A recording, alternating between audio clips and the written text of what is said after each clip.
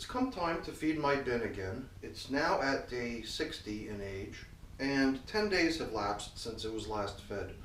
And what we started into last time we fed this bin was a process known as pocket feeding, which means we treat the corners of the bin as pockets, almost like a billiard table, where we feed at a different pocket each time.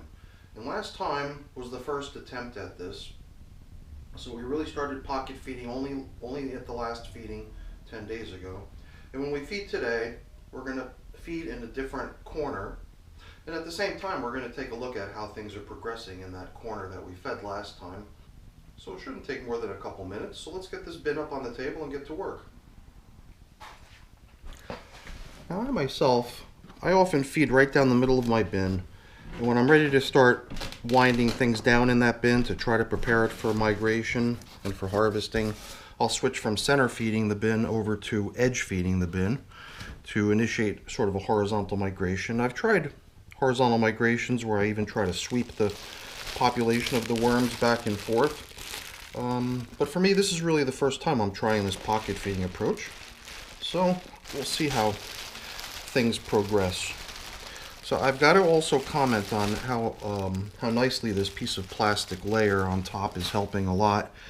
Normally, I put layers and layers of paper and cardboard on my bins to try to keep the moisture within the bin, but it pales in comparison to using a piece of plastic. So bubble wrap is not all that important here. In most of my bins, I simply use a plastic shopping bag to provide that vapor barrier. Ooh, mites. But here I'm just using bubble wrap because it provides a little bit more airflow underneath the bubbles and stuff. So you might have heard my reaction when I had first opened up the bin here. Look at all these little creepy crawlies and all over the filter here. We've got mites. So now mites in the bin are not necessarily a bad thing. They're almost always there anyway, but in such small numbers that you don't really notice them. And sometimes you'll see their populations sort of explode a little bit and flare up in size. And that's usually due to a little bit of an imbalance in the bin. And as I understand it, it typically means either one or the other, or a combination of the two, that there's either too much moisture or too much food, or a little bit too much of both. And ever since we started using this plastic, which is a fairly new development for me as well, we're definitely experiencing a lot more moisture in our worm bin than we're accustomed to. I've usually got somewhat drier bins, and that typically repels certain pests like the mites, or at least keeps their numbers in check. They don't start having a big party in your worm bin. But nevertheless, back to our mission here, which is to first maybe take a quick peek at the feeding zone from the previous feeding, which occurred here in this corner. It was quite evident that this was where the feeding had occurred last, because there was a significant divot here in the corner, kind of a vacuum, if you will, formed by the depletion of all the food items that had been put in here. Now these pieces of paper and cardboard and stuff like that are naturally food as well that the worms can eat, but to a certain degree they're treated as bedding at this point. And so with the exception of that still remaining as a sign of our last feeding in here, the food itself is for the most part gone. I'm not quite sure if that's a 100% accurate statement. I thought I saw a banana peel earlier, so I could be mistaken. Like, yeah, here. So banana peel, yeah, 10 days is an ambitious goal to expect for an entire banana peel to be broken down, but you can really feel how they're making progress on this. I mean, it takes the minimal effort to break open the stem, which is usually one of the first places the worms like to go, because the stem has got some good stuff in it. So surprisingly, you peek inside the stem and you're typically going to find some worms. I was a little bit surprised not to see worms inside the stem in that case. So I think what we're seeing here, though, is pretty much what's to be expected. This looks really good for a 10-day-old feeding zone, and this bin is populated with about 1,000 worms, I believe. So that's enough to definitely get the job done. Perhaps if there was a larger population in this bin, the job would have gone further. Perhaps more of that banana peel would have been consumed by now, but I'm not complaining. I think that's really nice progress. And as you can see, there's castings scattered all over the place in between the layers of bedding, leaves and paper and everything that's in here. So that banana peel will continue to sustain them in that corner for a little while longer, and naturally the food juices all soaked into the bedding here are also delicious, tempting things for the worms. So we're just going to let that ride out, and we're not going to continue feeding that corner. I kind of told myself at one point I would kind of try to maintain a circular rotation. Clockwise is an easy way to remember which way it was.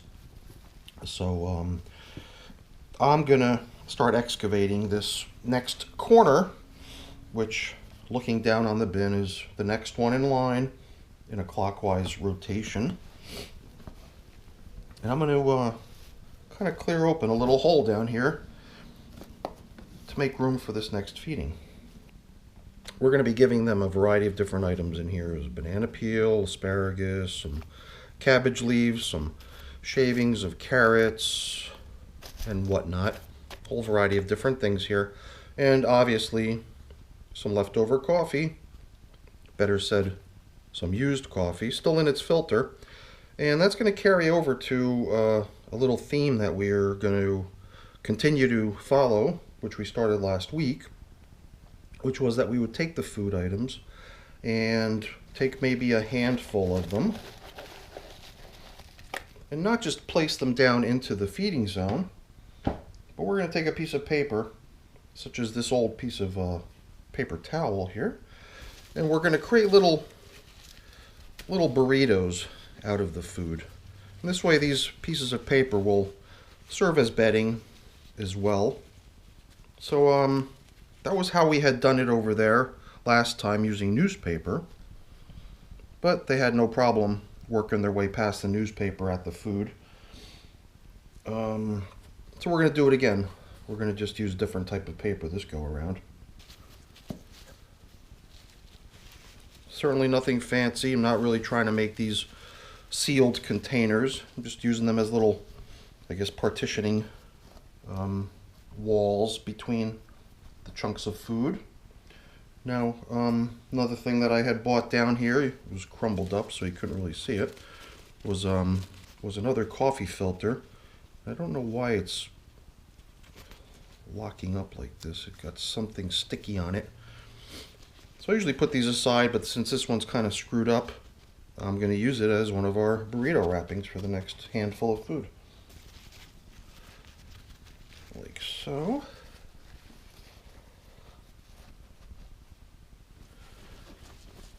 Okay. So now this is my last paper towel. I'm placing the last few food fragments that I have into it. And that covers up the lower portion of this feeding zone. I'm going to add grit. In my case, the grit is eggshell, pulverized eggshell, ground up in a machine to a very fine consistency, almost like powder. And then on top of all that, I guess we're going to finish off like we usually do with the coffee, except in this case, the coffee comes with its own little burrito already, its own coffee filter. So that in itself will serve as a little bit of a platform for the food. So that's our next feeding here. I think once again we're going to wait about 10 days because 10 days seemed to be enough for them to deplete the feeding that they received last time here. So I'm pretty confident that if we go another 10 days, perhaps even 2 more weeks, we should be good in this bin before the next time we have to feed. And then we'll continue in the clockwise rotation and feed over here the next time. So we'll cover up over here,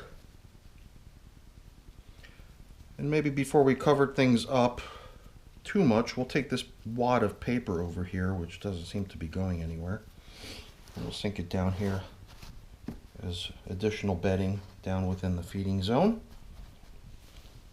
Can't hurt. Hopefully it'll help drive its breakdown. All right.